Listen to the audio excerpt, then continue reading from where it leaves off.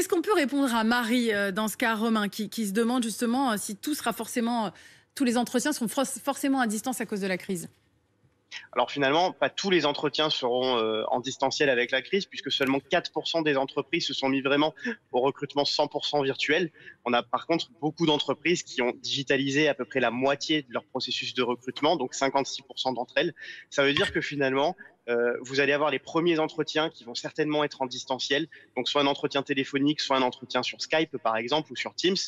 Et puis ensuite, le reste du processus de recrutement va être en présentiel, donc on va vous inviter dans les locaux quand c'est possible, bien sûr, à venir en entretien. Donc il faut s'attendre généralement à un premier contact avec le recruteur qui se passera en distanciel. Puis il y en a certains qui vont peut-être rallonger un peu les étapes qui étaient déjà prévues.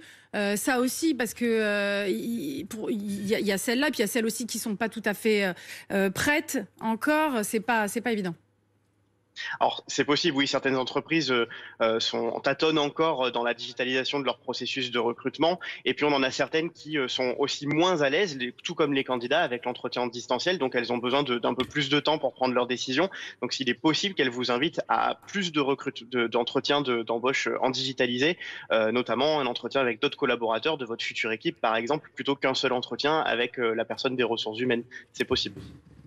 Alors Claude nous dit j'ai un entretien sur Skype la semaine prochaine, je suis encore plus stressée que d'habitude. Le contact peut-il vraiment passer de la même façon? C'est vrai qu'un entretien en distanciel, ça amène de nouveaux challenges pour les candidats, mais finalement pour les recruteurs aussi, puisque c'est aussi nouveau pour la plupart d'entre eux. Alors, il faut vraiment se préparer, si je peux vous donner quelques conseils, comme un entretien en présentiel. Donc, vous vous préparez avec un bon état d'esprit, vous vous préparez aussi physiquement. Hein, donc, c'est pas parce que vous êtes en distanciel que vous allez être allongé sur votre canapé en pyjama. Hein, vous vous habillez comme pour un entretien classique. Vous choisissez bien votre lieu d'entretien, donc une pièce au calme si possible, lumineuse, sans le chat par exemple qui passe devant la caméra.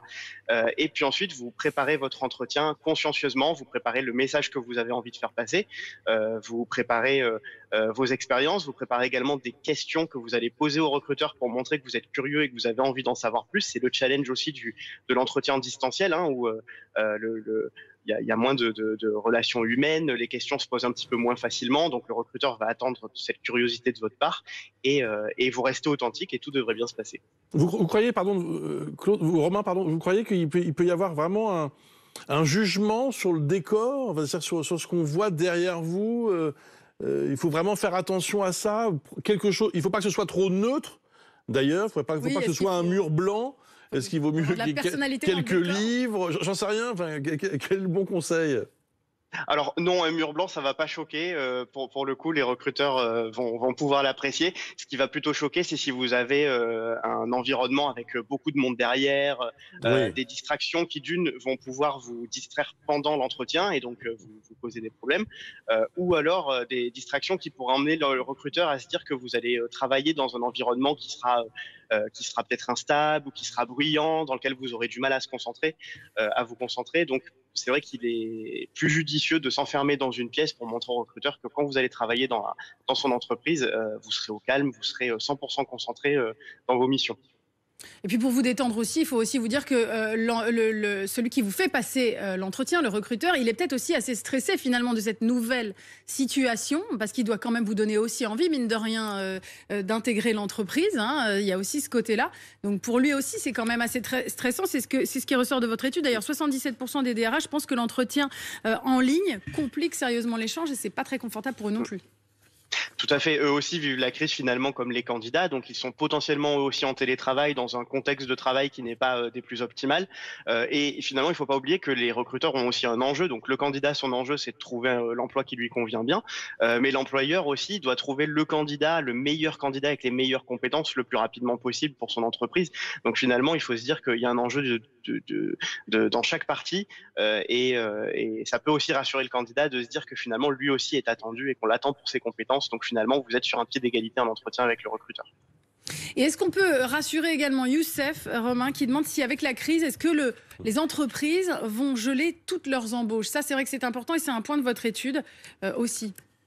Tout à fait, on peut le rassurer puisque dans notre étude, 82% des recruteurs que nous avons interrogés nous ont dit qu'ils allaient recruter en 2021. Alors une partie parce qu'ils vont remplacer des postes existants suite à des départs, donc des départs de salariés qu'ils vont remplacer, et d'autres qu'ils vont carrément créer de nouveaux postes, donc dans certains secteurs qui sont privilégiés et assez épargnés par la crise, notamment les secteurs du numérique, de l'informatique, qui eux recrutent encore beaucoup.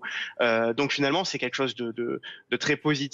On a seulement 18% des entreprises qui prévoient de geler les embauches, et il faut bien rappeler que c'est une prévision, donc une prévision qui peut bouger en fonction du contexte, et si le contexte devient plus favorable aux entreprises pour recruter, forcément ce gel des embauches qui est prévu diminuera. Et puis, on rappelle aussi qu'il y a un chiffre intéressant, 42% des recruteurs qui sont prêts à ce que le candidat habite loin du site de l'entreprise. Ça va peut-être finalement aussi assouplir un petit peu les conditions d'embauche pour certains qui ne pouvaient pas forcément postuler à des postes intéressants parce qu'ils n'étaient pas dans la même région, par exemple.